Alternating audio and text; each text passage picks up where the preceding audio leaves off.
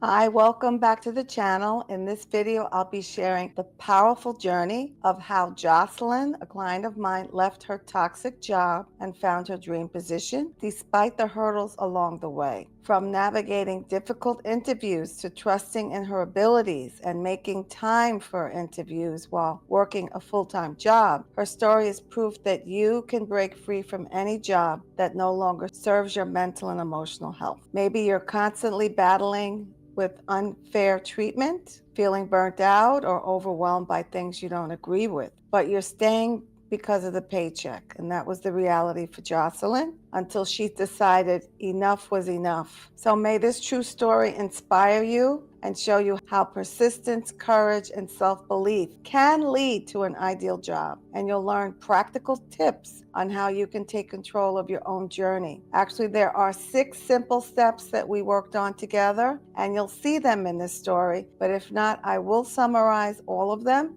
at the end of this story. So this is a client who, I have to write this down. I'm a woman of a certain age. I can't remember all the facts if I don't write it down. This is a client who took what she thought was a great job because of the high pay. This is a client who moved out of state for a great job, and she had a home that she needed to sell out of from her previous state. And she had 2 buyers and they both fell through. So here she is in a new state, paying a mortgage and paying a rent. She thinks she has this dream job. However, soon enough, she realizes that it's the job from just the opposite. It's a nightmare job. The people were unkind to each other. They fired people at the drop of a hat. So let's talk about that. So the bosses were disrespectful to the staff. They'd fire people without notice. Even people were fired on their birthday. They didn't care. So she had been calling me, just letting me know how she was doing at this new job. And at the beginning,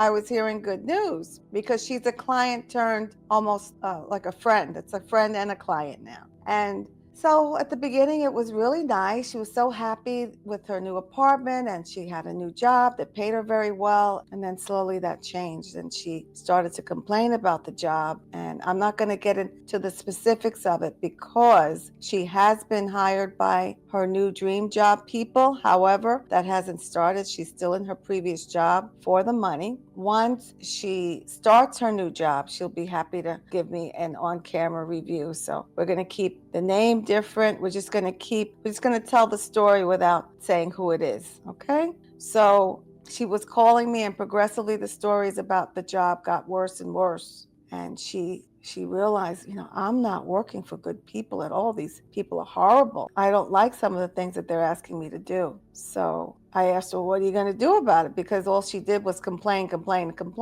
and tell how she couldn't stomach her job and she couldn't sleep at night sometimes. And I'm going, but, complaining is great because, it's like the smoke alarm. But, what do you do after you complain? That you have to have a solution. So I talked to her about, why don't you find a new job unless you want to stay there forever, or just not work and see what happens when you're unable to pay your bills, or what are you going to do about the house out of state and this apartment where you're living in now? So she did start to go on interviews, and there was actually a job that she had been dreaming about for a long time. And I said, well, maybe this is the time to go after that job. And so the tricky part was making time to go on the interviews because this job had a multi-step interview process. It wasn't like something you can apply for online. They wanted to see you in person. They did background checks. It's a very in-depth job interview process. And because they like to work with people with integrity. And so they do a lot of checking.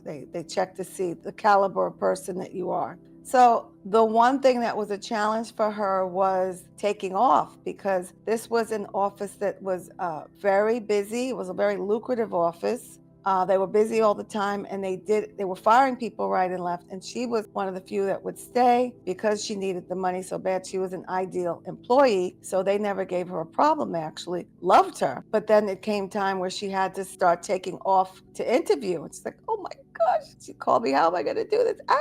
I don't know what to say. I already took off this day and they were upset about that. And I have to take off another day. I said, look, who's more important, you or them? At some point, you have to do what you have to do. She started to do like a half day. If she needed to, she would take the whole day off. But so we worked together through that because she did have a lot of emotional releases with that. So what I do is I help people clear their emotional releases so that then they don't stay stuck inside, going around and around and around inside the body, inside the head, so that she can move forward. So we got through that. That was good. And then about 3 weeks ago, she told me that she had fumbled one of the interviews and they wanted to redo something, and she was devastated. She was crying. She thought she lost the position because it is a position that requires a high degree of integrity. And let me see what else I wrote here. I said she was devastated, crying, and she couldn't stop thinking the worst. And that was because obviously she thought she wasn't going to get the job that she really wanted. So she says she remembers me.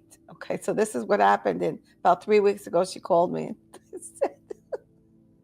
said, stop. I said, give yourself enough time to complain, and then you have to give yourself a cutoff point. You have to stop. Say, okay, you can complain from 12 to 1 or from 12 to 12:30, and then you have to stop and do something else. So she says she remembers from that call me telling her to stop thinking these negative thoughts.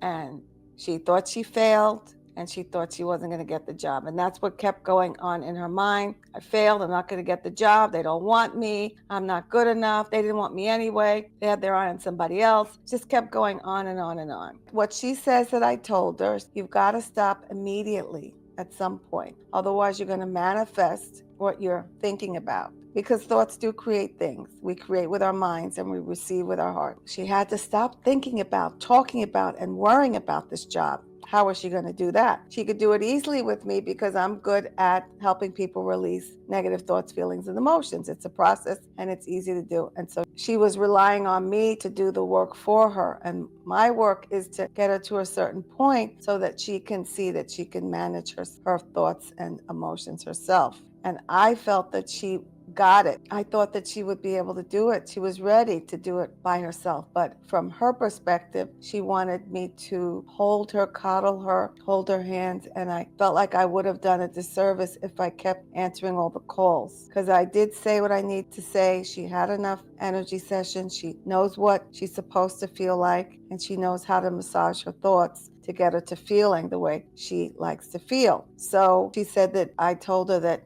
you have already started believing and visualizing not getting the job, so stop it.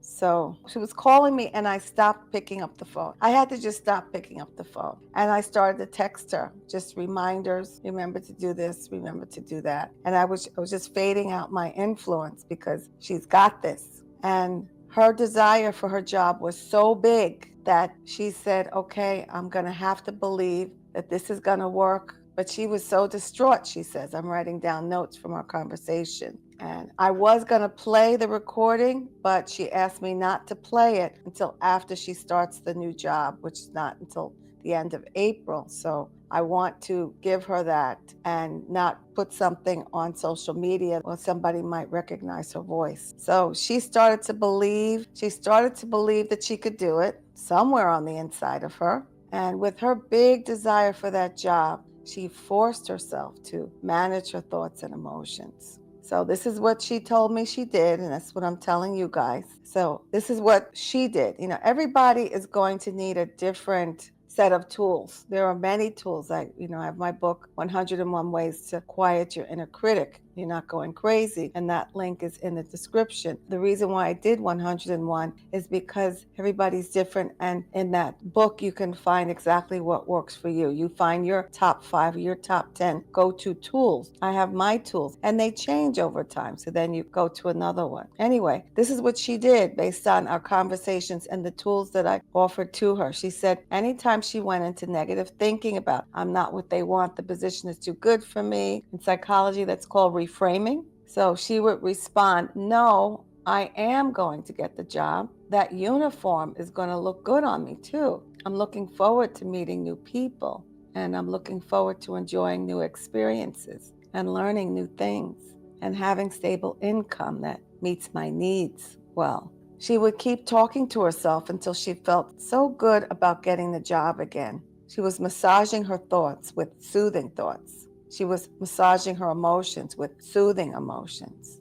And she made sure that she maintained an upbeat attitude in reference to that dream job. She also used a tool called sleep stating. It's having your higher self talk to the higher self of the decision makers at the job that you're interested in. It's a heart-to-heart conversation from the best of me, from the best of one person to the best of another person. It's a powerful manifestation tool. If you want me to explain it more, just write sleep state in the comments. So she ended up getting an email last week that she passed everything, all of the different types of interviews. She passed everything, and then she got an offer, and they were going to contact her, but it took weeks.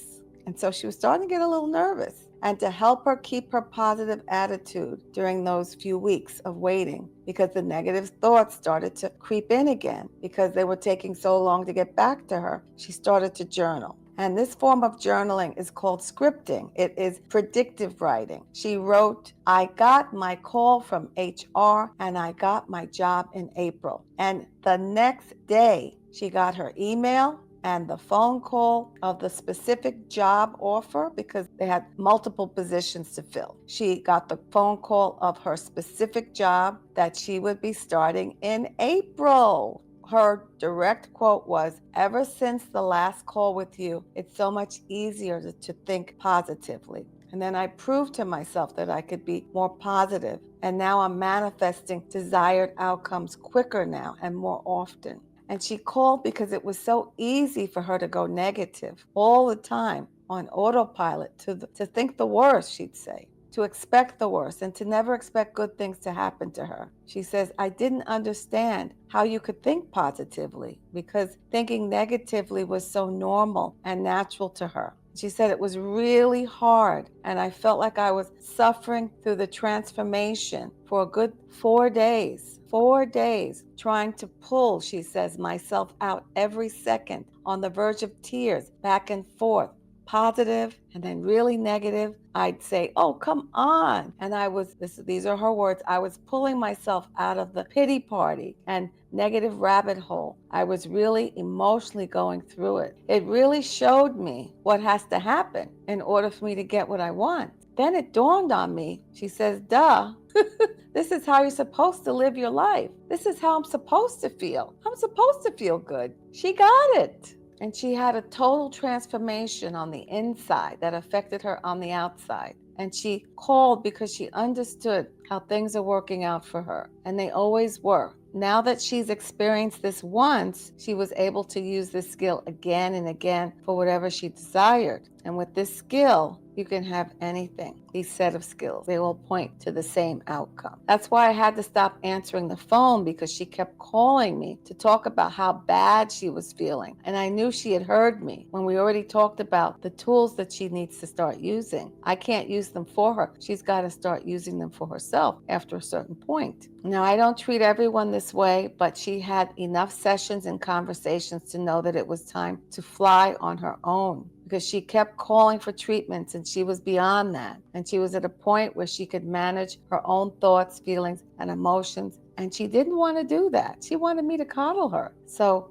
congratulations to Jocelyn. I'm using a fake name, and you'll learn her name hopefully by May, because she's starting her new job at the end of April. Congratulations, Jocelyn. I am so proud of you.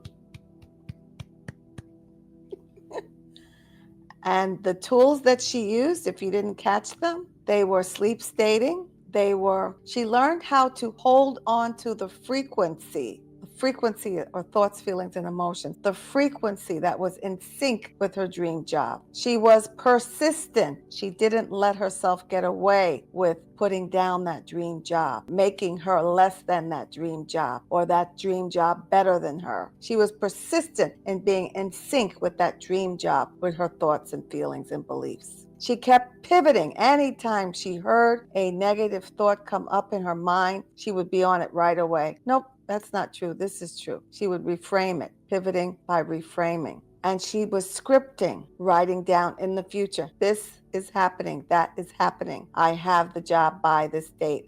She was scripting her future and believing it. And she was giving herself time limits, okay? You can complain up to this point. She made boundaries and no farther. That's it. Now we have to do something different. Otherwise, you keep round and around and around for years, and she would have never left that job because she needed the money, but she had to get off of that complaining merry-go-round, right? So kudos to Jocelyn. And my question to you is, what's the biggest challenge you faced at work? Are you thinking about making a change too? Feel free to drop a comment below about that. And if you need help with these 6 steps, use the link in the description for a personalized advanced theta healing session to get you on the other side of that, just like Jocelyn did. Remember, it's never too late to pursue a career that makes you happy. It all starts in the mind, though. The mind has to be right. You can't accept something that you don't believe you deserve. You can't accept something when you are in a state of complaining. So you've got to get off the complaining wheel and get in sync with your dreams and act that way. There's so many tools we could talk about on and on and on. Anyway, this will help you. In the meantime, watch this playlist of 5 videos on clearing blockages to manifesting your dreams. It's the first 5 major chakras. I will be finishing 6 in the next video and 7 sometime in the following week. Listen to this. If you are having any blocks in your manifestation abilities, and I mean desired manifestations, because we are manifesting all the time. If you want to have better control over what you are manifesting in your life, clear your blockages, listen to this playlist, okay? I am Carol at True Self Unmasked, and until next time, by the way, my schedule is getting busier. So in March, I'll be posting 2 days a week, Mondays and Wednesdays. So stay tuned for my next video. Will be on manifesting quicker by unblocking the third eye chakra. Okay? Have a wonderful rest of your day or night. Bye.